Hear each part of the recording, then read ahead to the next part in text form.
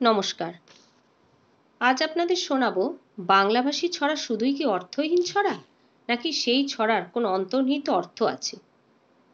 ইকরি মিকরি চামচিকরি কিংবা চাঁদ উঠেছে ফুল ফুটেছে, তাঁতির বাড়ি ব্যাঙের বাসা, এ ধরনের ছড়ার অর্থ হয় না বলেই আমরা জানতাম।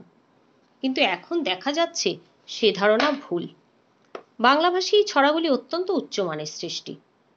একসময় বাংলাভাষীর যথার্থ শব্দজ্ঞান ও ক্রিয়াভিত্তিক দৃষ্টিভঙ্গি ছিল বলেই এরকম ছড়া সৃষ্টি করা সম্ভব হয়েছিল। এখন সেই দৃষ্টিভঙ্গি না থাকায় এইসব ছড়ার মানেও বাংলাভাষীরা ভুলে গেছেন। কলিম খান ও রবি চক্রবর্তীর ক্রিয়াভিত্তিক শব্দার্থবোধ এই ছড়াগুলির মানেটিকে উদ্ধার করে শব্দার্থকোষে স্থান করে দিয়েছেন। ছোটবেলায় আমরা সবাই এই ছড়াগুলি পড়েছি, কিন্তু আমরা কখনো ভেবে দেখিনি এই ছড়াগুলি কোনো ইতিহাস বয়ে বেড়ায় কিনা।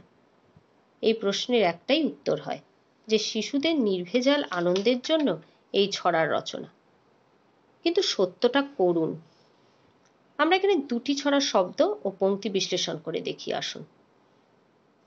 ইকরি মিকরি চামচিকরি, চামের কাটা মজুমদার, ধেয়ে এলো দামোদর, দামোদরের হাঁড়ি কুড়ি, দাওয়ায় বসে চাল কারি, চাল কাটতে হলো বেলা, ভাত খাওগে দুপুর বেলা, ভাতে পড়ল মাছি, কোদাল দিয়ে চাঁচি, কোদাল হলো ভোতা, খা কামারের মাথা।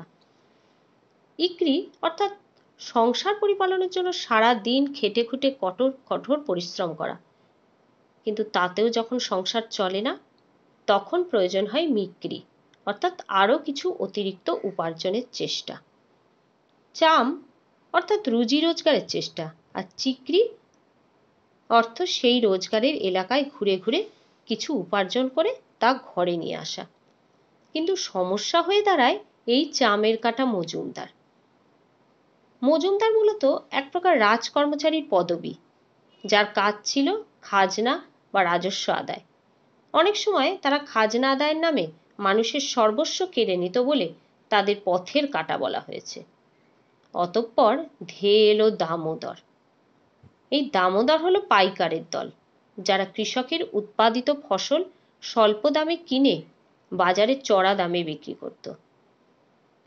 আবার এখানে বলা হয় দামোদরের হাঁড়ি কুড়ি, মানে তারা যখন আসে তখন সঙ্গে করে হাঁড়ি কুড়ি নিয়ে আসে, যাতে খেটে খাওয়া মানুষের উৎপাদিত দ্রব্য সাথে করে নিয়ে যাওয়ার প্রস্তুতি নিয়ে আসে।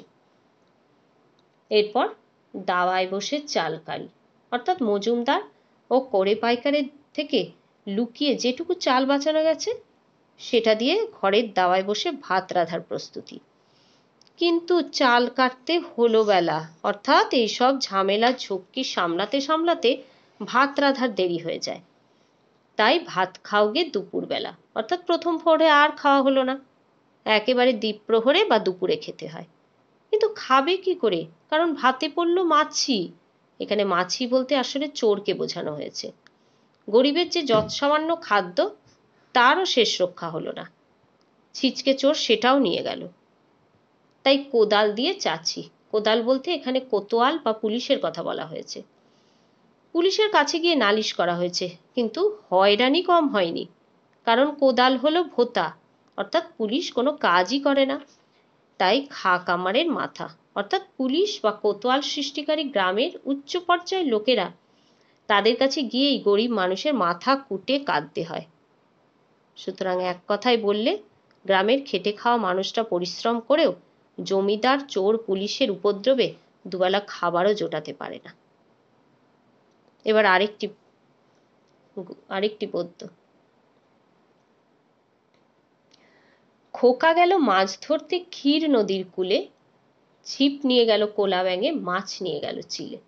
খোকা গেল অর্থাৎ পরিবারের সম্পদ খোক্কসের মতো খায় যে, সেই খোকা গেল মাছ ধরতে, অর্থাৎ যে বস্তুগুলিকে মৎস্য বা আমার বলা যায় তেমন বস্তু আনতে।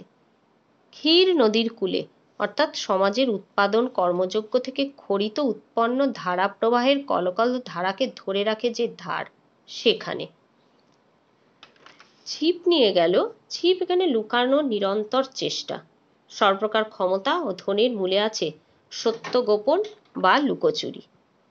কোলা ব্যাঙে অর্থাৎ বড় কুলের বা বড় যৌথ পরিবারের সন্তান। মাছ নিয়ে গেল চিলে, অর্থাৎ যতটুকু আমার বস্তু কামাই হয়েছিল তা নিয়ে তারা চলে গেল। আমার এই পাঠ যদি আপনাদের ভালো লেগে থাকে তবে অবশ্যই কমেন্ট শেয়ার করে আমাদের পাশে থাকবেন। ভালো থাকবেন, সুস্থ থাকবেন।